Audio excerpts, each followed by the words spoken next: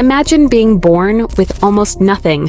No money, no comfortable home, no powerful family, no promise that tomorrow would be better than today.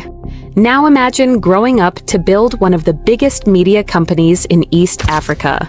This is the story of Samuel Kamau Macharia, better known as S.K. Macharia. But before he became a billionaire businessman, he was simply a young boy trying to survive.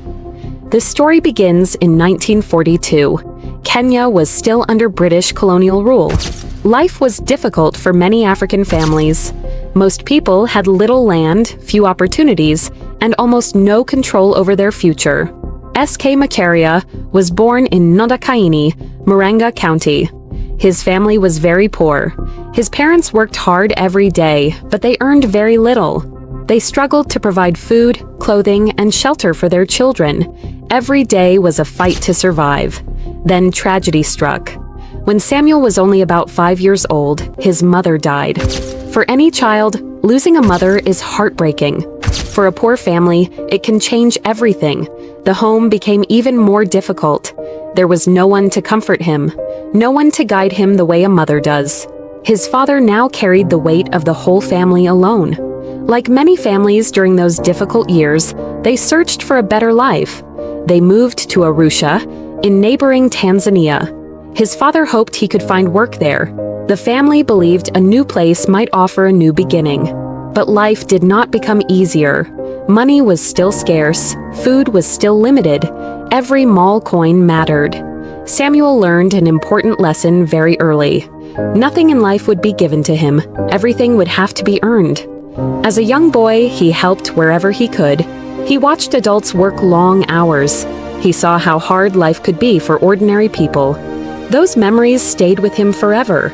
Around this time, East Africa was changing. In Kenya, the Mau Mau uprising had begun. The conflict between the British government and African freedom fighters created fear across the country.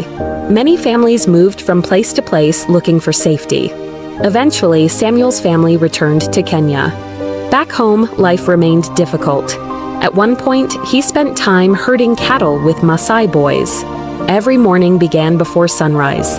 The cattle had to be taken out to graze. The work was tiring, the days were long, the sun was hot. But during those quiet days in the fields, Samuel learned something many successful people discover early: patience, discipline, responsibility. Nobody reminded him to do his work. Nobody rewarded him every day. He simply understood that the job had to be done. Many people would have accepted that this was their future, but Samuel dreamed of something bigger. He believed education could change his life. Going to school was not easy. Books were expensive. School supplies were hard to find. Sometimes children missed classes because their families needed help at home. Yet Samuel continued learning whenever he could. He studied with determination. He paid attention to his teachers. He wanted knowledge more than anything else. Years later, he would often say that education opened doors that poverty had kept closed. One opportunity changed everything. Samuel trained as a teacher. It was a respected job. For many young Africans during that time, becoming a teacher was already considered a great success. He finally had a chance to earn a living, but he was not satisfied. He wanted to learn even more. Then something unexpected happened. A scholarship opportunity appeared. A special education program was helping talented East African students travel to the United States for university studies. It was called the Kennedy Airlift. For many young Africans, it was a once-in-a-lifetime opportunity. Thousands dreamed about it. Very few were chosen. Samuel worked hard to qualify. He knew this opportunity could completely change his future. If he failed, he would likely return to a normal teaching career. If he succeeded, an entirely new world would open before him. The decision would shape the rest of his life. Soon, he found himself preparing for a journey unlike anything he had ever imagined. He was leaving the villages of Kenya. He was leaving the poverty that had shaped his childhood. He was leaving everything familiar behind. Ahead of him was America, a country he had only heard about, a place filled with universities, new ideas, and opportunities that seemed impossible for a poor boy from Macharia. He did not know exactly what the future would bring. He only knew one thing. This was his chance, and he was determined not to waste it. The poor boy who had once herded cattle under the African sun was about to begin a journey that would eventually lead him to build one of Kenya's largest media empires. But first, he had to prove himself in a completely different world. That journey was only beginning. For most young men from poor villages in Kenya, America was only a dream. Few people had ever seen it. Even fewer had the chance to study there. But Samuel Kamau Macharia was different. His hard work had earned him a place in the Kennedy Airlift Program, a scholarship that helped talented East African students study in the United States. It was one of the biggest moments of his life. Leaving Kenya was not easy. He was leaving his family, his friends, and everything he had ever known. As the airplane lifted into the sky, Samuel was not just traveling to another country. He was traveling toward a new future. When he arrived in America, everything looked different. The roads were bigger, the buildings were taller, the cities were full of people from different cultures. Life moved much faster than it did back home. At first, it was not easy. He had to adjust to a new language, a new education system, and a different way of life. There were moments when he felt lonely. There were moments when he missed Kenya. But he never forgot why he had come. He was there to learn. Samuel studied with discipline. He knew that every lesson was an opportunity that many young people back home would never receive. He spent long hours reading books, attending lectures, and preparing for exams. He did not waste his chance. Instead of choosing the easy path, he challenged himself. He studied political science, accounting, and finance. These subjects helped him understand how governments worked, how businesses were built, and how money could be managed wisely. His professors noticed his determination. His classmates saw how hard he worked. Samuel believed that knowledge was the greatest investment anyone could make. He also became a certified public accountant.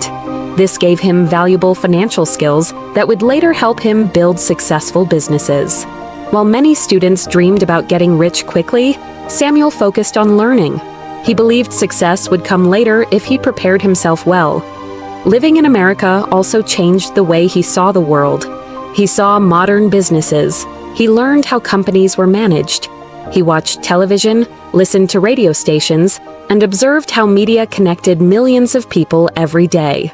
Although he did not know it yet, these experiences would influence his future. Years passed quickly. His education was complete. Now he had an important choice. He could remain in America, where many opportunities existed, or he could return home and help build Kenya. For Samuel, the decision was clear. Kenya was his home. It was the country that had shaped him through hardship. It was where his family still lived. He believed his education should benefit the people who had given him his first chance in life. So, he packed his bags once again. This time, he was not returning as a poor village boy.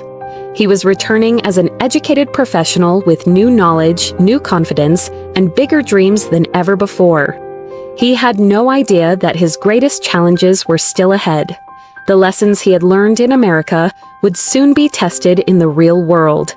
And the young man who had once struggled to survive was about to begin building a business empire that would one day change Kenya's media industry forever.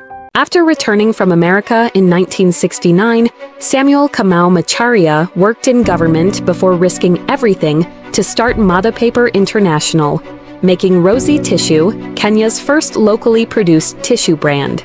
The business grew, but later collapsed under financial pressure. He started Royal Card, but it also failed.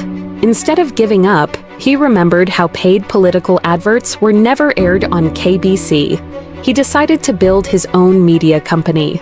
After years of court battles and delays, he finally received a broadcasting license. Royal Media Services was born, followed by Citizen TV, which grew into Kenya's most watched television station, reaching millions every day.